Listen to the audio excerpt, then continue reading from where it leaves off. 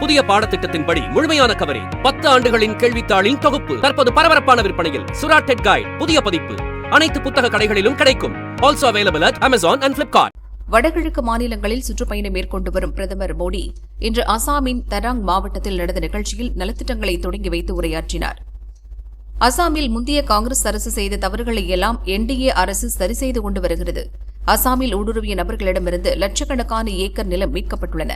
ஊடுருவல்காரர்களைக் கொண்டு மக்கள் தொகையை மாற்ற சதிகள் நடக்கின்றன. அது தேசிய பாதுகாப்புக்கு மிகவும் ஆபத்தானது. ஊடுருவல்காரர்களிடமிருந்து நாட்டை பாதுகாப்பதே அரசின் நோக்கம்.